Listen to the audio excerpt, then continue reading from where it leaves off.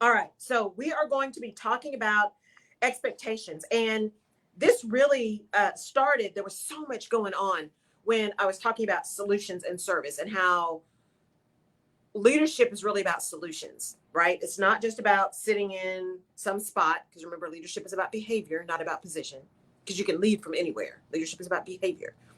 And the whole issue I had that I talked to y'all about with my computer and AT&T and T and Chase and all that madness, which we did finally get settled, by the way. But it's really about solutions. And around that was the conversation around expectations.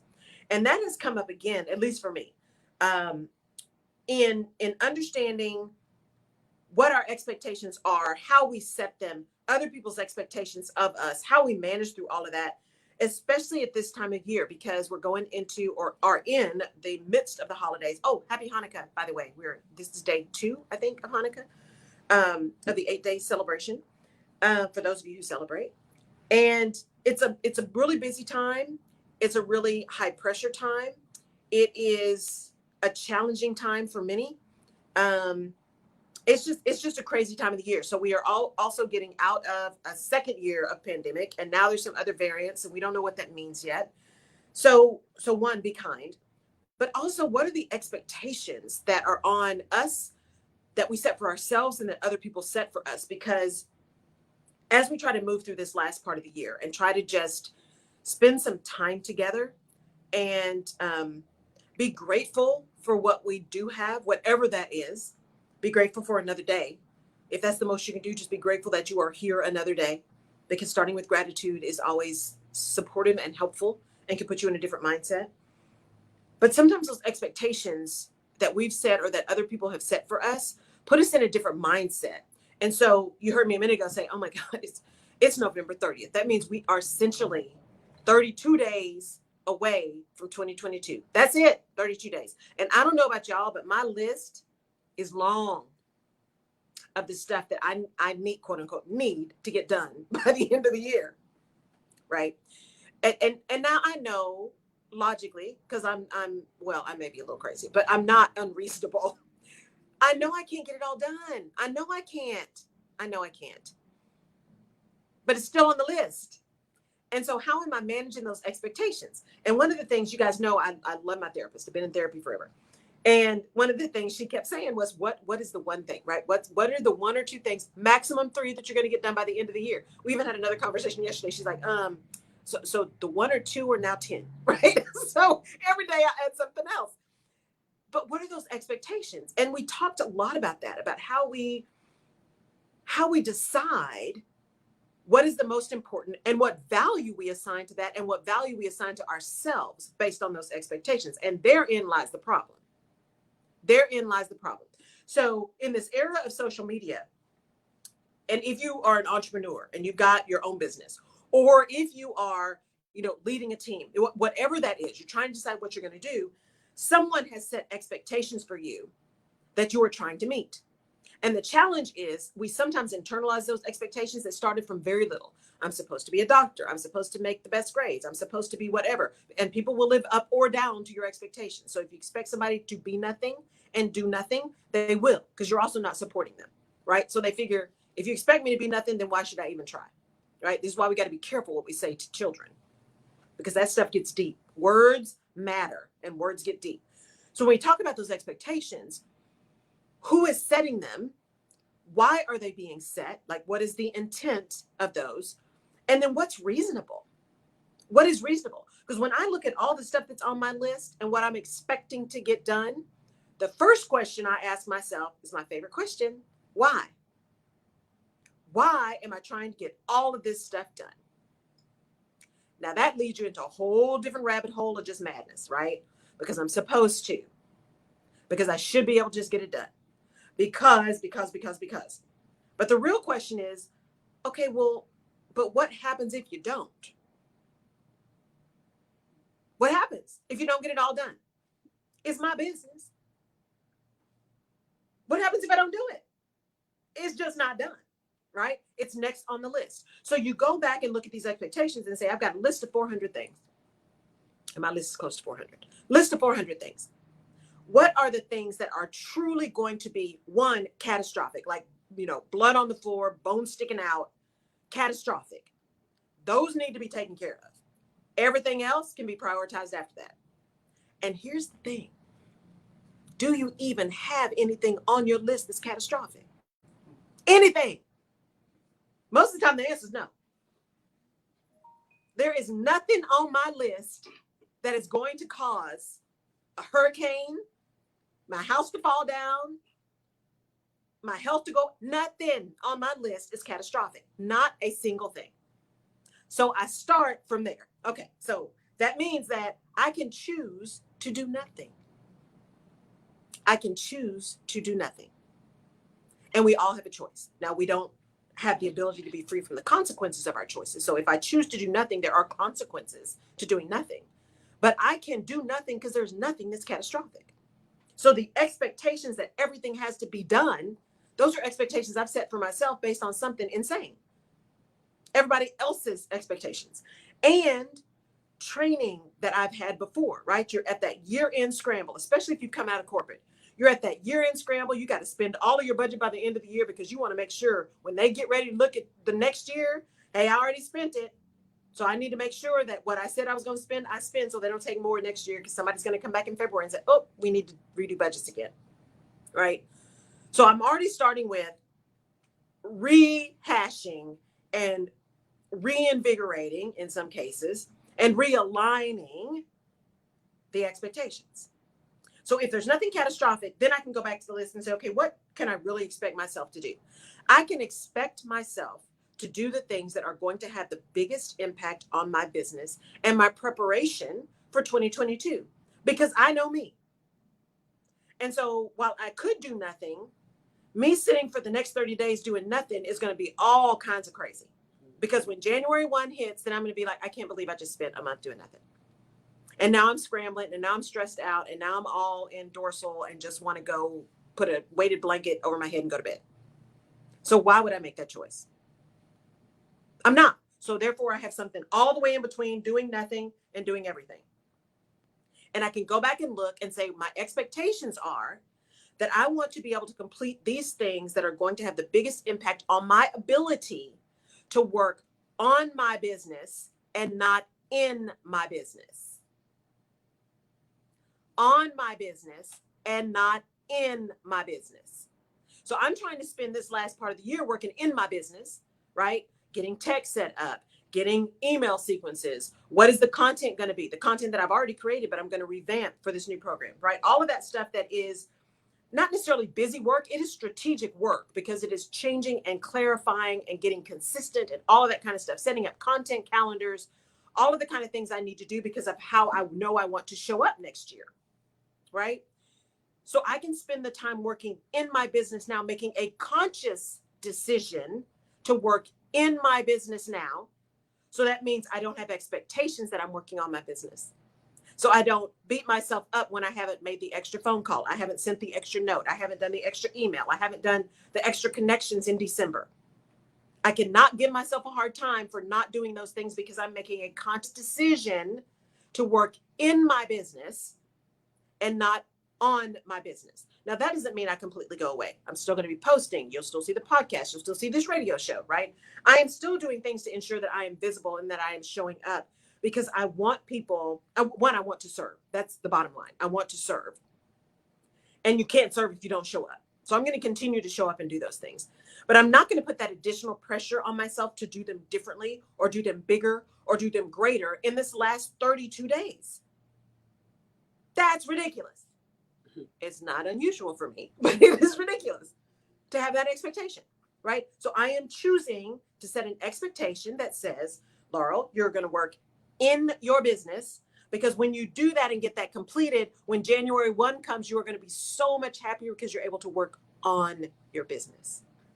And the in stuff just becomes maybe the busy stuff that you need to fix or change or, now that things are working, you see a few little tweaks you need to make. That's okay, right? That's good. But you're not spending all of your time doing the detailed stuff in your business. My expectation has been clarified so that my emotions are managed. Because that's what happens. When expectations are all off kilter, your emotions get involved. And when your emotions get involved, your mind gets off. And when your mind gets off, you don't do anything the way you want to do it. In the time you want to do it, in the effort you want to do it, in the quality you want to do it, all that goes away. So manage your expectations, because it's okay to say no to you. So I said no to me. No, you're not going to do that. No, that can wait. No, you're not going to send that email. No, you're not going to buy that thing. Just no. No is a full sentence. Just stop. So I'm just not going to do it, right? I'm going to make the expectations clear for what's going to make sense for me for this end of the year. Now, here's the other piece of that. You heard me say earlier, it's the expectations we set for ourselves, but it's also the expectations that other people set for us. And that's where we get in trouble, because sometimes that external information, instead of being just data that we look at, that we hear, that we listen to, and that we evaluate, we take that external data as truth. We take someone else's expectations as the be all and end all of what we should be doing. Y'all heard Holly Dowling talk about shoulding on ourselves, right? Here's all the stuff you should be doing. By whose measure? By whose measure? It's your department. It's your business. It's your life. It's your house. Again, you have a choice. You have a choice when to show up. You have a choice whether or not you're going to show up to work. You have a choice of how you're going to work when you show up to work. You have a choice in how you're going to talk to people. You have choices. Everything you do is a choice. Some choices are good. Some choices are bad. Some circumstances require us to pick one thing over another. So I'm not naive enough to think you can always choose the best thing that's for you. That's just not the truth, right? Sometimes we have to make hard choices. And sometimes we have to choose between two bad choices. We choose the one that's the least difficult, right? But it's still a choice.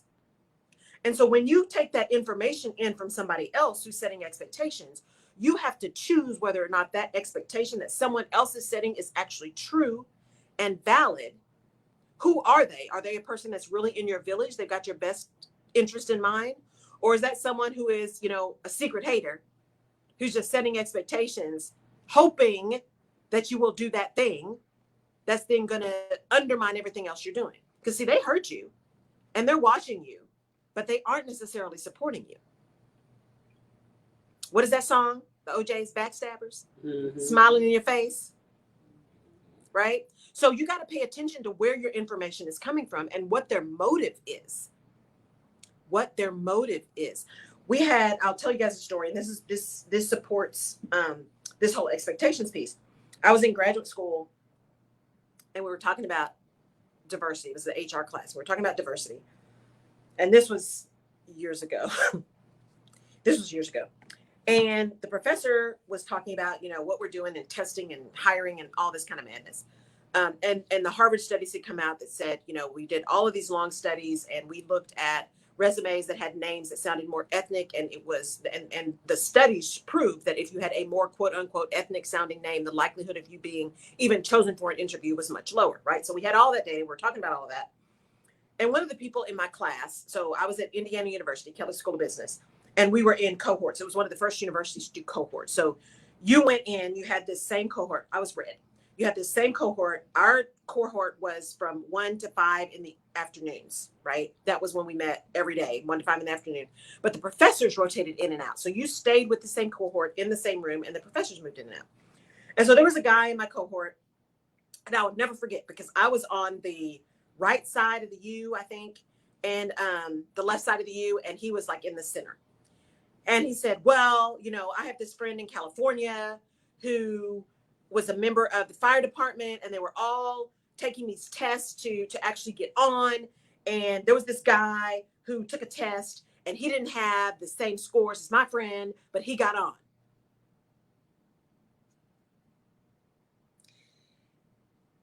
So there were about 5 of us whose hands immediately shot up. It was like quick draw, right?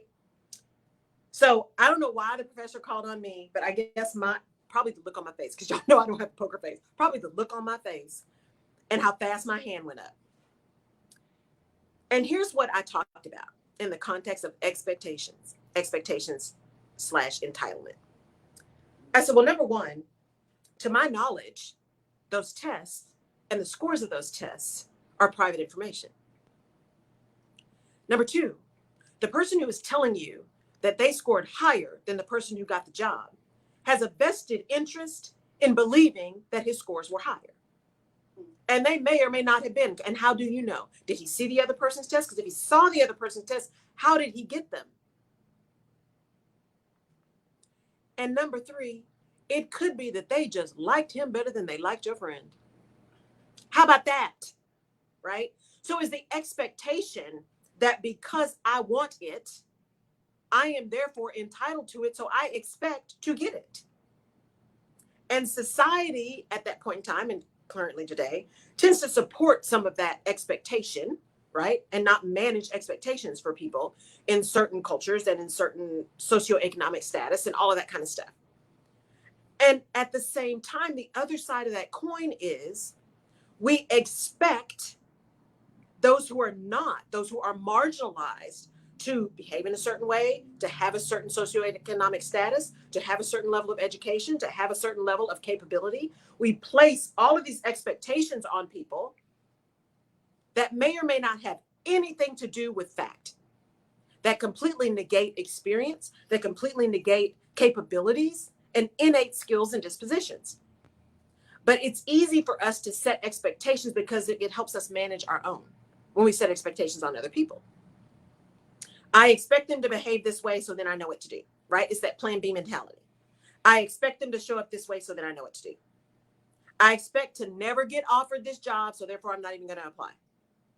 Or I expect to be fired, right? So I may as well just do what I want to do, right? Expectations can either lift us up or set us up to walk away or to fail. Because sometimes our expectations are really a manifestation of our own fear and enable us to not do our best. Because why should I? Why should I make the extra effort? Because my expectation is it doesn't matter. And many of us who grew up during a certain period of time, had parents that told us, hey, you got to know that the playing field is not level. And so you got to expect to work harder and be better and run faster and all those kind of things. And even when you do that, you can't expect to actually get a fair shot. Now, the bottom line of those conversations is that there was a lot of expectation management in that. There was a lot of protection in that. Hey, I want to protect my kid by making them understand and helping them understand the world in which they live. I want to protect them, protect their psyche, protect their physical safety as well, right? I really want to manage those expectations. But the law of unintended consequences, you end up with a whole population and a whole generation of people who automatically expect that they are going to have to be battling every single day. And while that may be true, the battle is still different for people. And in some cases, the battle may not be as difficult as was expected, right? Sometimes the battle is just a battle. Sometimes the battle is just managing how you are going to manifest and show up and set expectations for yourself in that environment. Sometimes it's that simple. That simple. But you got to pay attention to how you are taking in other people's expectations around what you want to do for you. Whether that is a boss, right? Whether that is a vendor, whether that is a child, a spouse, a friend, or whatever.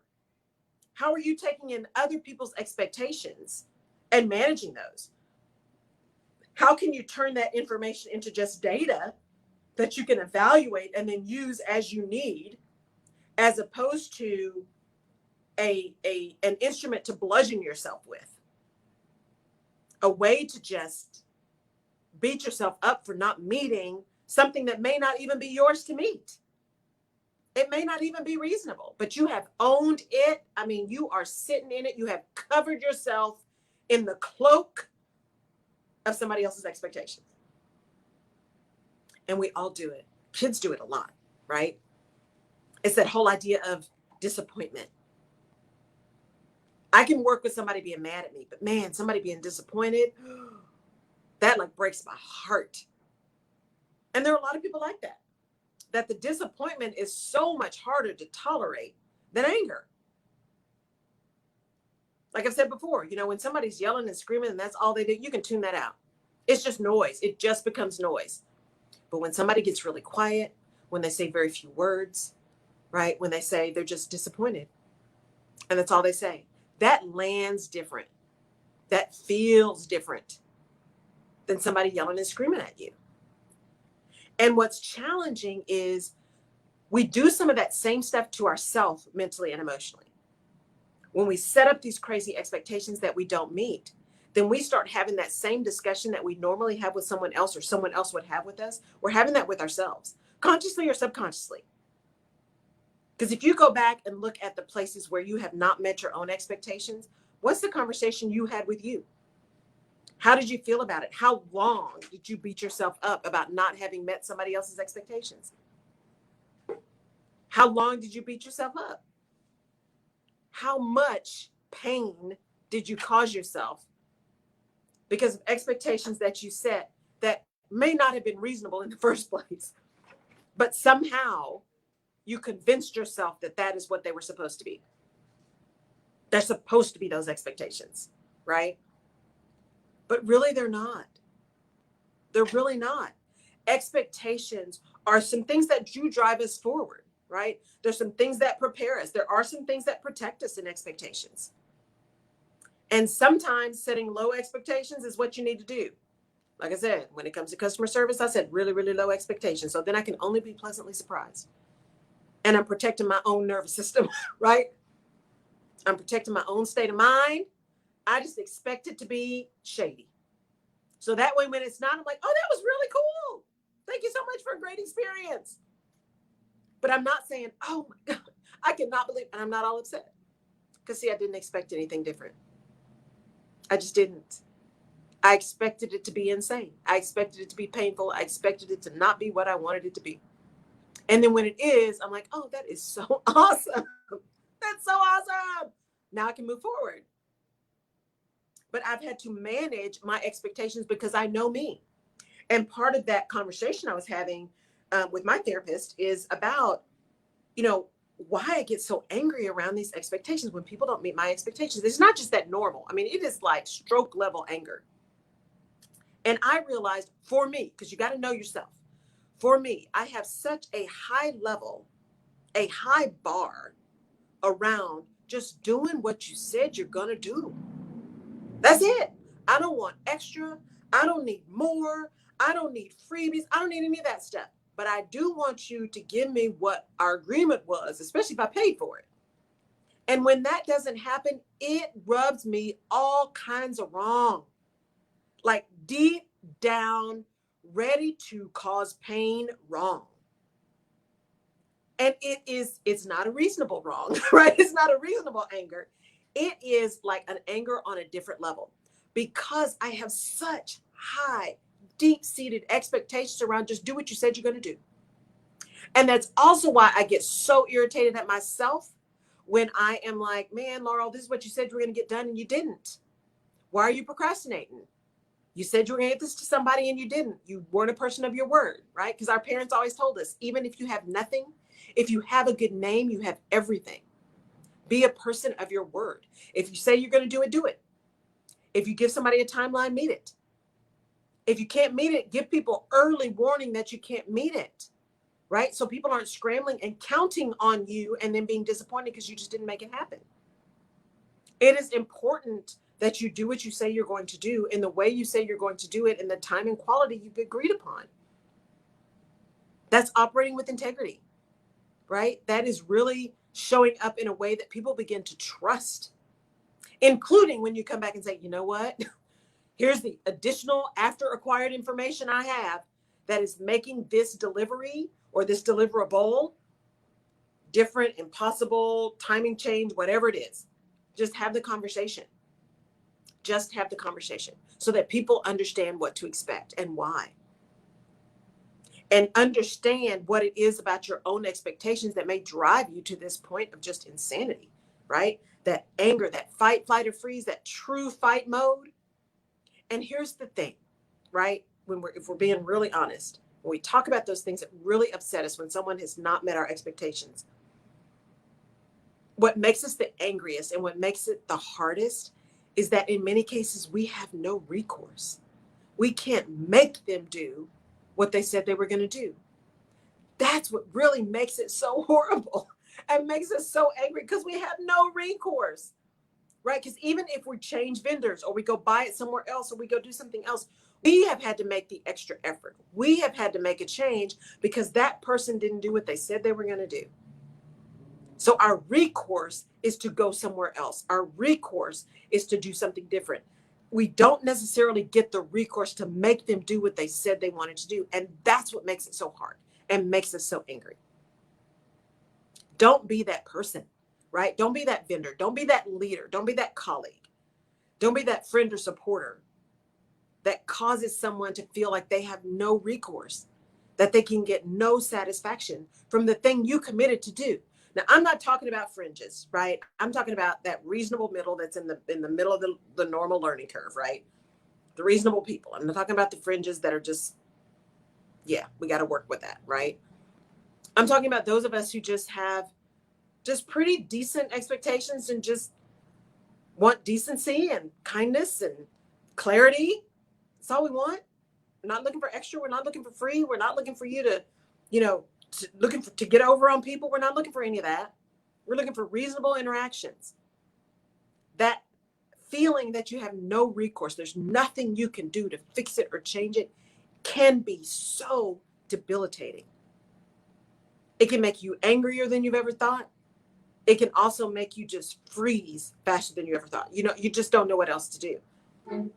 And that is why expectations are such an amazing thing, but can also be such a challenging, dangerous, harmful thing if we don't manage them appropriately, ours and others.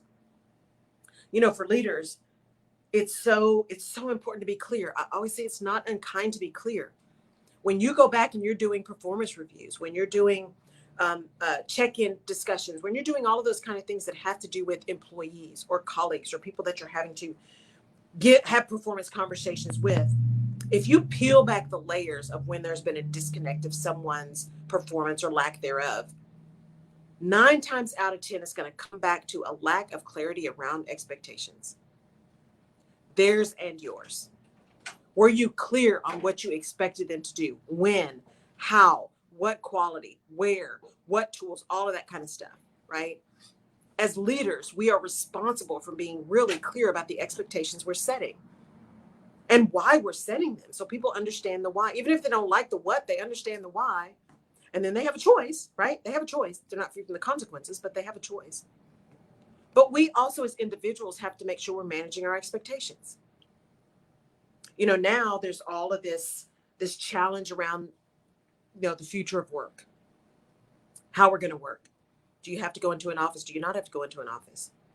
Right? For those who are working on lines, building our stuff, all the stuff we consume, there's really no option for them to work at home, right? But for the folks that are doing finance or accounting or, marketing, HR, all of the things that don't require you to be physically at a place, right? It is, and my brother and I had this conversation. It is a really crazy time right now around expectations. It is an employee's time. That's why you're seeing a real push in the labor movement, right? There's been no better time for them to really push organizing because of what's going on with COVID and mask mandates and all that kind of stuff. But as an individual, what are you doing about your expectations around how you work, where you work, when you work, what you work on?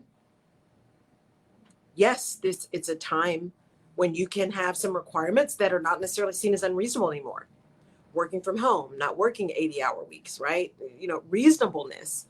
And especially turning that back, because when everybody started working at home, the hours got so much longer, right? There's all these studies that have been done already that people actually have reported themselves working longer hours when they worked at home than when they were in the office. Because you had commute time, you had all this other stuff, and when you were at home, you were at home. But there's been this blurring of lines between work and home as more people stayed at home to work. And so there are expectations that have come out of a renewed understanding around work and where work fits into life. right? Work-life integration, as many people call it, as opposed to work-life balance, work-life integration. There are some changes around expectations for that, expectations around pay, expectations around work hours, expectations around work environment. There are some changes there. And I think in many cases, some of those things are good. And there are still businesses to be run. There are still organizations that need workers and need workers to get things done. And right, wrong, or indifferent, because we focus on shareholders, not stakeholders, the companies are looking to make a profit. And unfortunately, there's not enough companies that are willing to really manage profit, maybe accept a lower profit in order to feed back into the organization, right? There are very few in a capitalist society that really understand that, that it is possible to still make money and make really, really good money and still feed back in and take care of your people, right? Do you really have to make a 30% profit? Can you make 20? Can you make 20 and maybe feed that 10 back into your people? Maybe back into the community? Just a thought. But see, shareholders want that extra 10% because that should go into their dividends, right? But that's a whole different discussion. So the expectations that we've set through coming out of the pandemic are very different on our workplaces and on our bosses, and how we expect to be able to work and how we expect them to support us in working anyway, anywhere we want to. And that's great.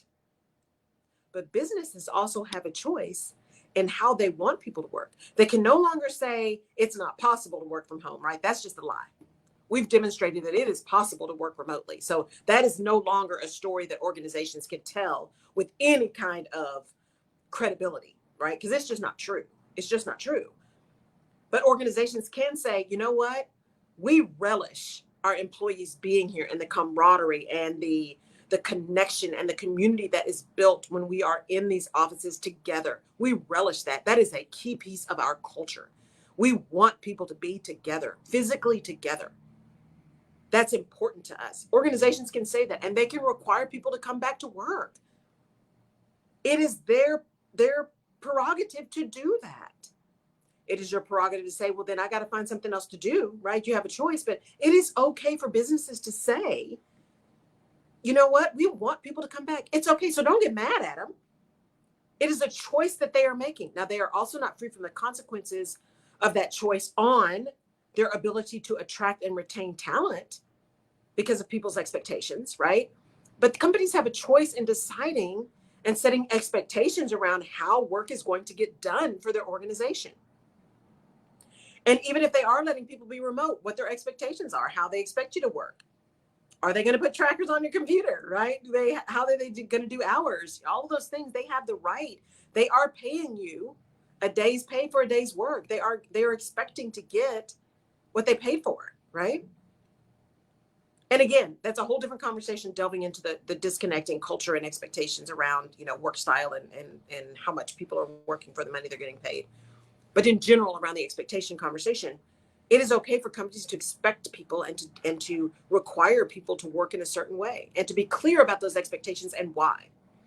And it is okay for employees and individuals to decide what their expectations are and to communicate those to their employer, to their boss, to their supervisor, right? It is okay to go, you know what I have found is, and through the pandemic, we now have, I'm now a caregiver, or I am now in a situation where there are things that are just more important to me.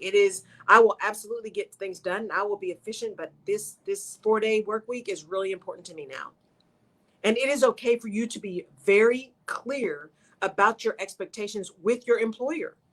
It's okay. It's not unkind to be clear. Here's where the disconnect happens. The employer needs to be clear.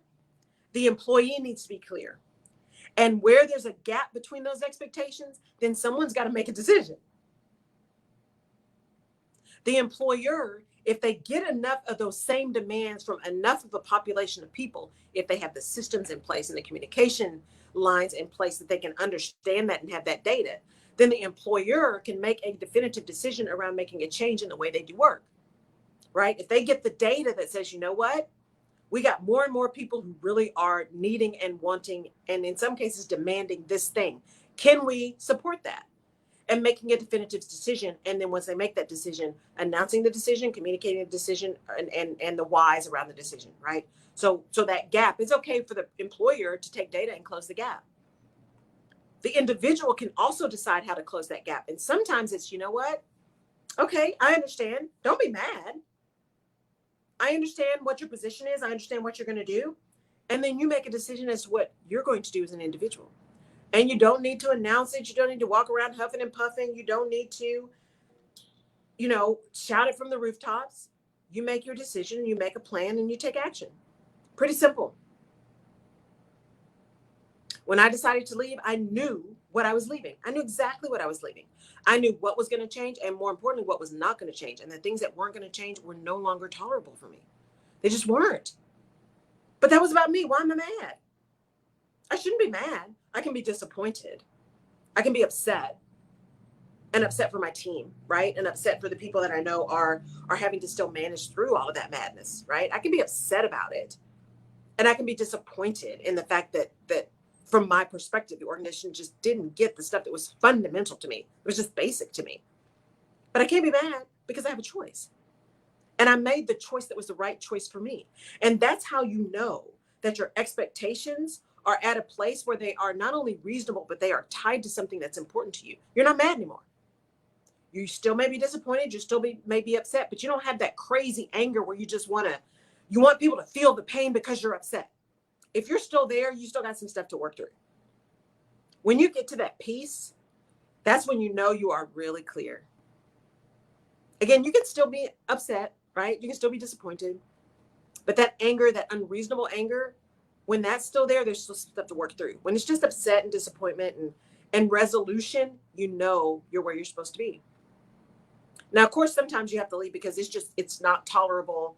The pain is not tolerable. But also sometimes there are things in your life or things in your family or what have you, whatever your status is, that you really have to make a change. And even though that change or leaving quickly or leaving without a definitive plan is risky, the risk of staying is greater, right? And that's a choice you make, and that's a decision you have to make, and data you have to get to gather and decide how you're going to push through all of that.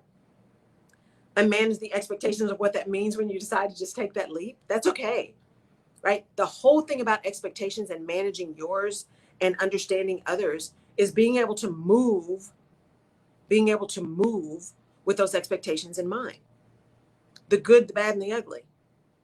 And being able to sit and being aware, right? That self-awareness, aware of when those expectations are unreasonable, or when those expectations are not based in fact, or when you get additional data that says you might need to change an expectation.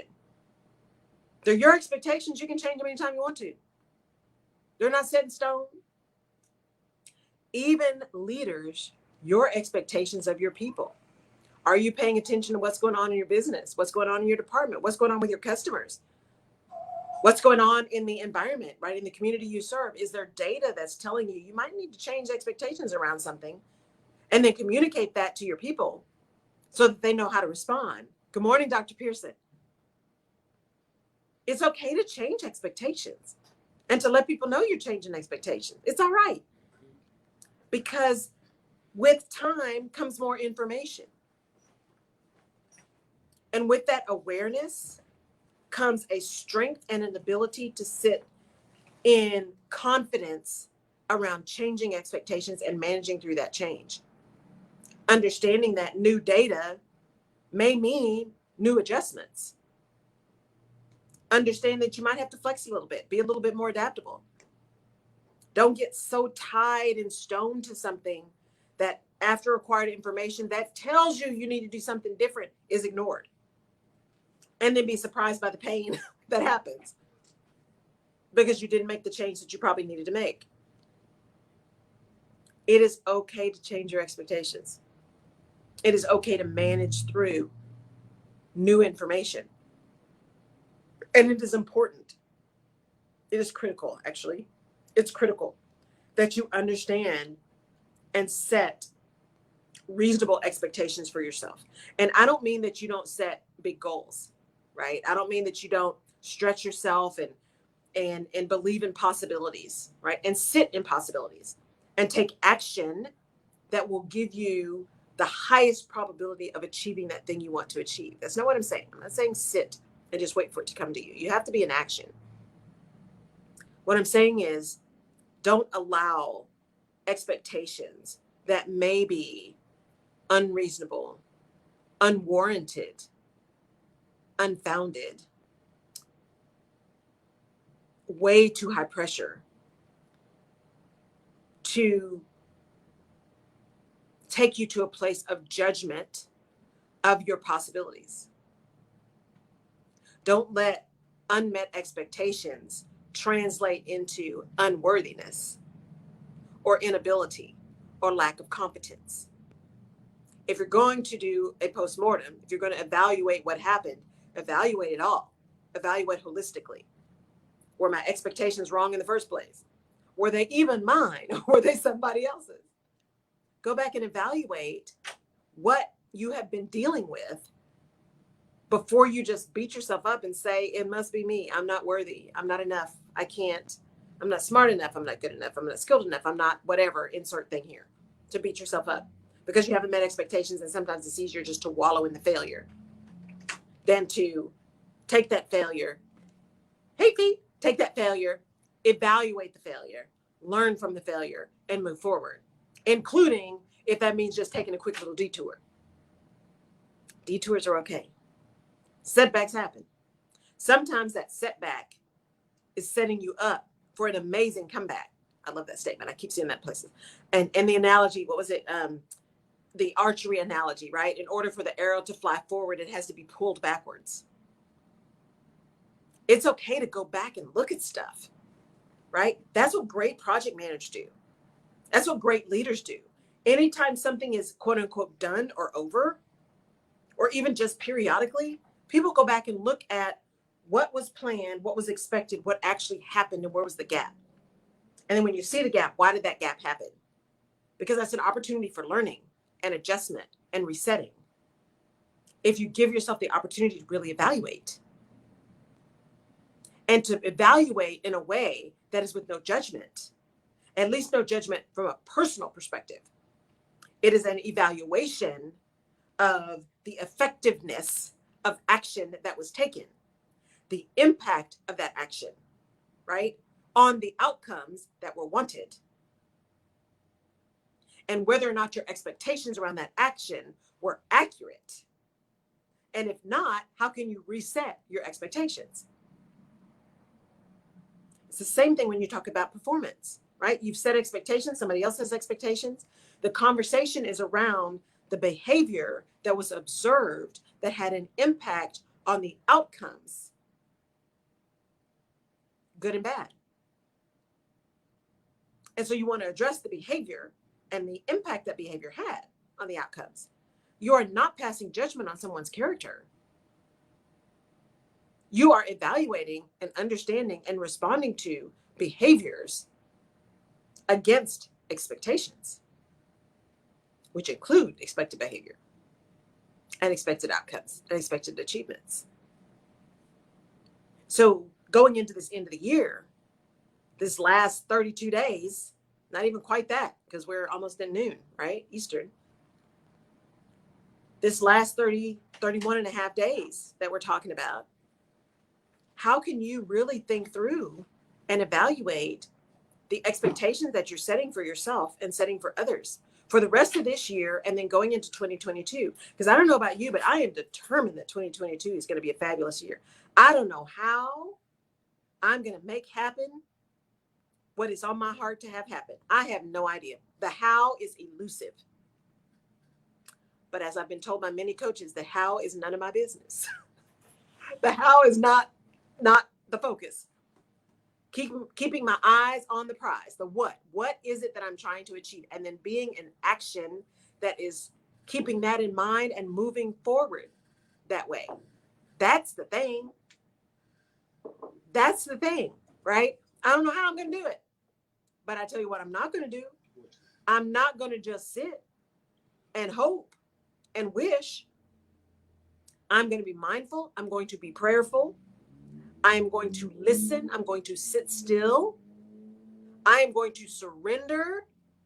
I think that's going to have to be my word again for 2022 because I had a hard time with it in 2021. So I think I'm going to have to do a redo on surrender. Surrender to the flow. I need a remedial class on surrendering. I'm going to surrender. I'm going to be still. I'm going to listen. And I'm going to listen for the answers that I'm getting, not the answers I want to hear.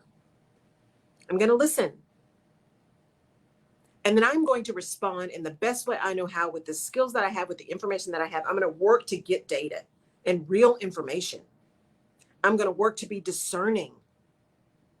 And I'm going to work to manage my expectations of myself. As my current coach says, I'm a recovering perfectionist. I have such high expectations. I have so many shoulds, so many supposed to. I call them supposed tos, right? So many things I'm supposed to do, the way I'm supposed to show up, the way I'm supposed to behave, the way I'm supposed to manage. I got so many supposed tos. I'm surprised I get anything done. But I am determined. And every time I catch a gear, right, when I have that true forward movement and that, not the frenetic energy, right? Not that sympathetic nervous system energy that's in that fight or flight, right? Not that energy, but the true ventral in the zone energy. I latch onto that energy and I ride it for everything that it's worth. When I'm in the zone, I try to hang on to it. And I am committed to keep doing that. And I want you guys to do the same thing. That is my wish for you for these last 31 and a half days. To really evaluate your expectations for this last part of the year. What are you really expecting yourself to do? For those of you who do Christmas big, right? Or Kwanzaa or Hanukkah. For those of you who do these holidays really big, what are your expectations around food and decorations and gifts and all of this madness? And how important is it? Is it bones sticking out, blood on the floor, or is it just a real nice to have? Right? What is the real tradition? Is the real tradition all the gifts, or is the real tradition being together? Where's the real value? Evaluate, manage, update your expectations of yourself as we go into this last 31 and a half days. What's really important? What's going to set you up for the best 2022 ever? And is going to help you understand that if it's not perfect out of the gate, that's okay, because it never is, y'all. It just isn't. There's going to be setbacks. There's going to be humps. There's going to be hurdles. There's going to be pitfalls. All of that stuff happens. It's called life. It's going to happen. But it's important for you to keep your eye on the ultimate goal so that you know when those things are just detours and not derailers. Yeah, Dr. Pearson says, I see it like looking in a rearview mirror. You want a reminder of what's behind you, but you don't want to look too long because you may miss what's in front of you. Exactly. What is that saying? There's a reason your rearview mirror is small and your windshield is big. You want to see what's behind you, but you want to be looking forward all the time. There was a huge accident, and I'm just praying for these people. There was a rollover accident. It looked like one car when I was coming to work. And I had to really pay attention because I became one of those rubberneckers. I hate rubberneckers, right? Because they're going to cause accidents for everybody else. So busy looking at something else that happened. And I was like, Laurel, you're being a rubbernecker. I was so stunned by this car flipped over. And it was, as I was coming towards it, I could see it with, still paying attention because it was in my line of vision. But as I kind of got closer to it, I could see myself and feel myself kind of turning and looking. I'm like, I'm going to be one of those people that causes another accident because I'm paying attention to something else behind me and not paying attention to what's in front of me. So 31 and a half days, that's lots of time. Yes, it is the last month of the year. Yes, 11 months are behind us. Yes, tomorrow is not promised. Yes, there are so many hours in the day. Yes, to all of that stuff that tends to put constraints on our possibilities. And there are 31 and a half days. There's another month left. There is opportunity to do more stuff and get more things done. There is time, right? The Big Leap. Go read The Big Leap. There is time for the things that you think are important, that you believe are important, that are critical for setting yourself up and those you love up for success for the next year, right? For setting your business up, for setting your department up. There's time. There's still time, right? Just use that time to the best of your ability and focus on expectations that are reasonable, that maybe big goals, BHAGs, right? Big, hairy, audacious goals. There may be big goals. There may be big expectations because you do expect a lot of yourself. I know I expect a lot of myself, but I know where my strength comes from, right? And I know that I am doing everything I can to live into this purpose. But I'm also being really mindful of where the expectations are coming from, who's setting them, how they're being set, and how I'm going to manage to them. Thank y'all for tuning in again. Thank you for the studio audience for being in here. It is Tuesday. We got four or five more shows for the end of the year. The last one's in December. I haven't decided what this month is going to be. I usually do a thing for December. But thank y'all for tuning in. Thank you for making the choice to be here with me today. I so appreciate it. I don't take any listener, any tune in, any comment for granted. I am so appreciative. I am looking forward to these last few weeks with you guys and going into 2022. If there's something you think I should be talking about here towards the end of the year, send me a comment, send me a DM in my Instagram or on my Facebook page, LinkedIn, any of those places. Just send me something. I'll look at that and see what I can do to work that in. Would love to hear from you. Remember, the alignment challenge is going to be coming up. I'll be posting more stuff about that. Thank you to all of our international listeners. Thank you to all of our listeners on Jerry P. Beasley's page on Facebook. Thank you for tuning in. I will catch you guys next week. Have a great rest of your day. Take care. Bye.